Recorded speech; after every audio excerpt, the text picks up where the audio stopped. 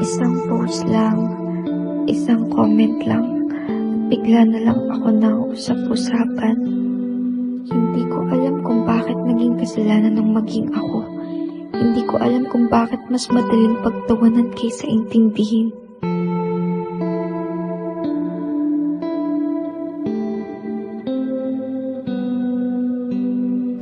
Bawat tawa niyo parang sipat na tumatagos sa dibdib ko. Bawat salita niyo parang laso na unti-unting pumapatay sa loob ko.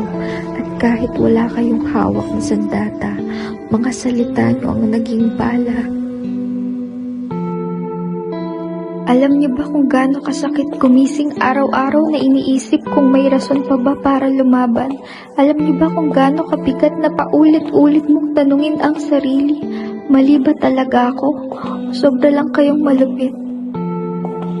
Dahil sa mga salitang iniwan nyo, dahil sa mga tawa, sa mga pangungutya, sa mga panlalait, isang buhay ang nawala.